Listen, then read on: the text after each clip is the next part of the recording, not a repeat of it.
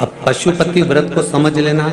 कई माताएं गलती करती हैं, कई माताएं व्रत को नए नए तरह से करती हैं। कोई कुछ बताता है, कोई कुछ बताता है, कोई कुछ बताता है।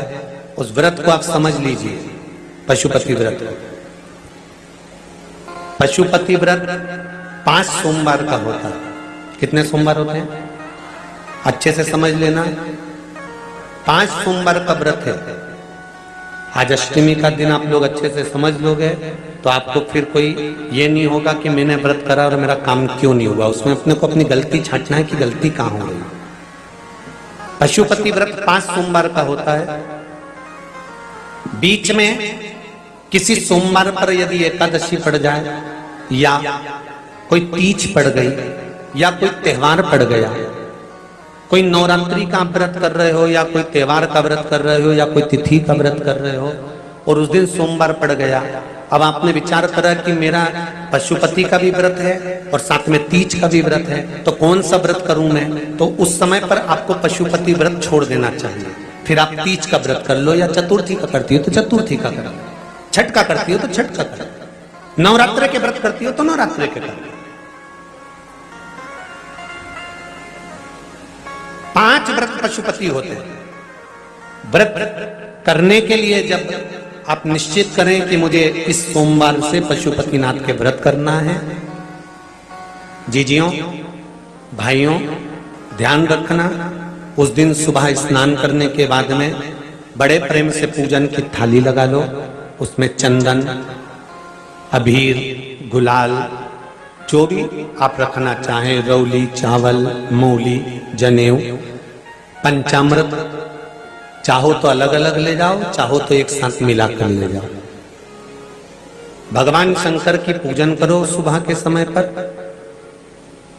और शिव जी का पूजन कर कर, आराधना कर कर भगवान शंकर से प्रार्थना करो, हे शिव जी, हे ओगड़दानी, हे त्रिकालदर्शी, हे कैलाशी, अविनाशी, आज से मैंने पशुपति व्रत प्रारंभ करे।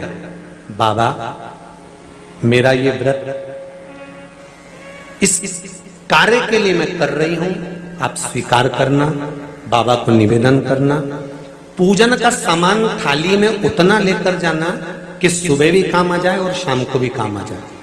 अलग से पूजन का साहित्य में शाम को अलग से नहीं रखना, थाली में उतना ही रख के ले जाओ जितना सुबह भी काम आए और शाम को भी काम आए। बाबा को निवेदन कर कर पूजा की थाली वापस ले आओ। शाम के समय पर घर में मीठा बनाओ, 6 दिए रखो थाली के अंदर घी के, और दिए रखकर मीठा ले जाकर मंदिर में पूजन करो। शाम को स्नान कराने की जरूरत नहीं, पंचामृत स्नान की जरूरत नहीं है। शाम को तो केवल जल का छींटा दे दो, पंचामृत का छींटा दे दो। बाबा की पूजन करो। पूजन कर कर प्रसाद के पहले 3 हिस्से करो।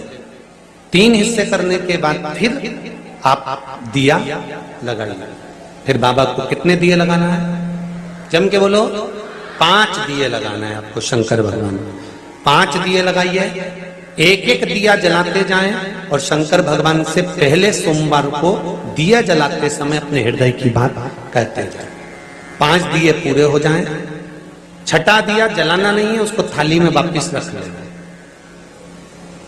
दिए को थाली से नीचे उतारना जरूर। कौन से दिए को? जम के बोलो जरा। छठे दिए को मंदिर में उतारना जरूर और फिर वापस थाली में रख लेना है। प्रसाद 2 हिस्से मंदिर में छोड़ना है, 1 हिस्सा थाली में रख के ले आना है। पूजन कर कर बाबा को निवेदन कर कर वापिस आइए। शाम को जब घर में प्रवेश करो, सीधे हाथ की ओर घर में अंदर जाते समय अपना जो राइट हैंड हो, अपना जो सीधा हाथ हो, उस ओर बैठो और बैठने के बाद उस दिए को प्रकट कर लो, प्रज्वलित कर लो। वहां पर भी शिव जी से प्रार्थना करो, हमारा यह कार्य है, सफल करिएगा। बाबा से निवेदन करके घर के अंदर प्रवेश कर जाओ। भोजन जब जीने के लिए बैठो, भोजन करने के लिए बैठो, सबसे पहले जो प्रसाद लेकर आए हो उस प्रसाद को खाइए। जो प्रसाद आप लेकर आए उस प्रसाद में से किसी को नहीं देना है आपको, अकेले खाना। उतना ही प्रसाद लेकर जाना जितना खब जाए, छोड़ना भी नहीं। सबसे पहले प्रसाद खाइए, उसके बाद में भोजन करिए। इस व्रत में सुबह आप फलहार कर सकते हो, शाम को भोजन कर सकते हो। भोजन में ये जरूरी नहीं है कि मीठा ही खाना है, नमकीन भोजन भी कर सकते हो। बस मीठा कब खाना है, जब प्रसाद का एक हिस्सा लेकर आओ तो वो एक हिस्सा आप खाओ। उसके बाद में जब भोजन करो तो नमक का करो, कोई मना नहीं, मिर्ची का करो, पर उसमें दिखावा ना करो और भोजन करें। ऐसे 5वां जब सोमवार आ जाए, बीच में अगर कोई सोमवार छूट भी जाए तो व्रत करना, पूजन मत करना। कोई रजो धर्म आ गया, रजस वाला धर्म आ गया, कोई कार्य आ गया तो उसमें पूजन करना, पूजन नहीं करना है, उसमें व्रत जरूर करना। और जब 5वां व्रत रहे,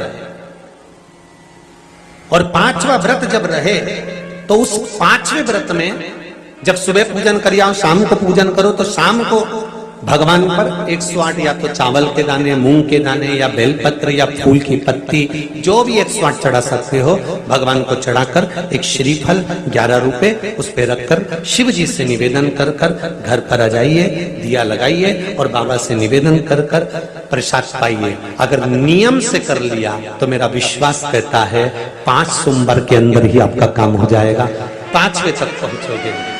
ये शिव कृष्ण शंभु शरणे मांगू घड़ी घड़ी दुख दया करी निदर्शन आपो। 5 व्रत पूर्ण कर, एकादशी पड़ जाए, रजस्वला धर्म पड़ जाए, कोई कारण पड़ जाए तो फिर व्रत को आगे बढ़ाए, पर 5 गिन के 5। ऐसा मेरा शिव है। पशुपतिनाथ भगवान का स्मरण देवताओं ने किया, समय आया, आगे वर्णन आया। अंधकासुर मारा गया, तब हिरण्याक्ष को क्रोध आ गया। अंधकासुर जब मरा तब हिरण्याक्ष को क्रोध आया, और हिरण्याक्ष को क्रोध आया कि बताओ मेरा भतीजा मर गया, मेरा भाई मर गया, और भतीजा और भाई ये दोनों मर गए, मेरा सगा भाई आज मारा गया और मेरा भतीजा मारा गया। हिरण्यकशिपु को क्रोध आ गया और उसने तुरंत विचार कर लिया कि अब मैं तप करूंगा, ब्रह्मा जी से वर प्राप्त करूंगा। तप कर ब्रह्मदेव से वर प्राप्त कर, ना नीचे मरूं ना ऊपर मरूं। सुनिए भागवत, ना अंदर मरूं ना, बोलते जाओ, बाहर ना अस्त्र से मरूं ना नर से, अशुभ न दिन में, ना ही 12 महीने में। वर मांगा था ना 12 महीने में नहीं मरूं, मेरे लिए कोई 13वां महीना है।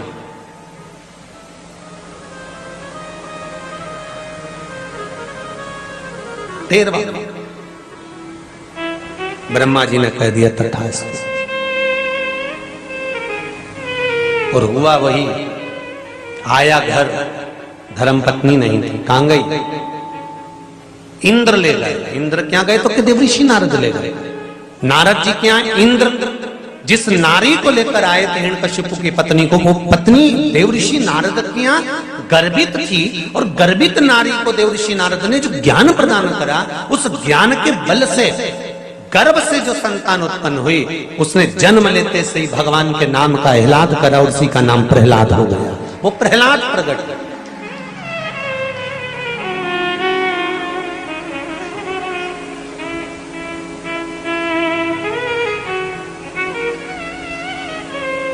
पूछा हिरण्यकशिपु ने, मेरी धर्मपत्नी आपकी? हाँ, ये आपका पुत्र, ले जाओ। गुरु का काम केवल इतना ही है, एक सतगुरु का काम संस्कार देने का है, राष्ट्र को संवारने का है, संस्कृति की ओर लेकर जाने का है। सभ्यता की ओर लेकर जाने का है। गलत मार्ग पर अगर कोई चल रहा है तो उसको सतमार्ग बताने का है। गुरु सतमार्ग की ओर लेकर जाता है, और वो किया। देव ऋषि नारद ने गर्भस्थ बालक को जो ज्ञान दिया है उसके बराबर कोई ज्ञान नहीं दे सकता। और हमारे यहां भी शास्त्र कहता है गर्भ का ज्ञान प्रथम ज्ञान होता है। अभिमन्यु का चरित्र भी कहता है, माता के गर्भ में बैठकर चक्रव्यूह में प्रवेश करना सीख गया था। मां सो गई तो चक्रव्यूह से बाहर निकलना भूल गया था, क्योंकि मां सो गई। और आपसे भी निवेदन है मेरी भारत माता की माताओं से, जितनी माताएं इस पावन शिव महापुराण की कथा को सुन रही हैं, चाहे आस्था चैनल पर, चाहे फेसबुक यूट्यूब पर, और चाहे इस पावन रायसेन के पावन प्रांगण में, आपसे भी निवेदन करना चाहूंगा कि बच्चों को ज्ञान दीजिए, संस्कार दीजिए, और उसको हमारे सनातन धर्म के बारे में बताना प्रारंभ करिए। नहीं तो आने वाली पीढ़ी रोना चालू कर देगी। उसको संवारने की जवाबदारी आपकी है, उसको सुधारने की जवाबदारी आपकी है।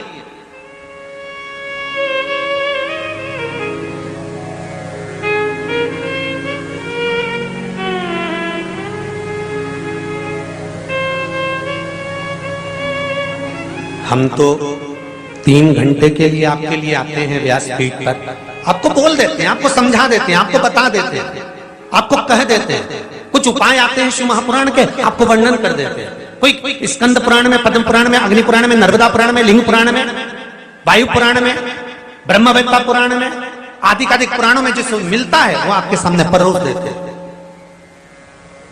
पर जवाबदारी आपकी है, आप उसमें से कितना ग्रहण कर रहे हैं और कितना ग्रहण कर कर संसार को दे रहे हैं, अपने परिवार को, अपने कुटुंब को, अपने बच्चों को दे रहे हैं। ये जवाबदारी आपकी है।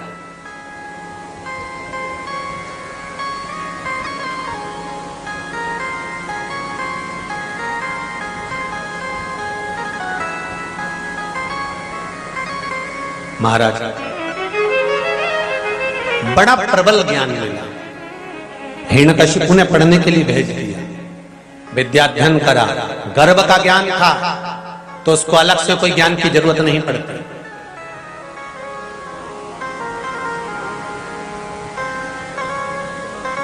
जब गर्भ में संतान होती है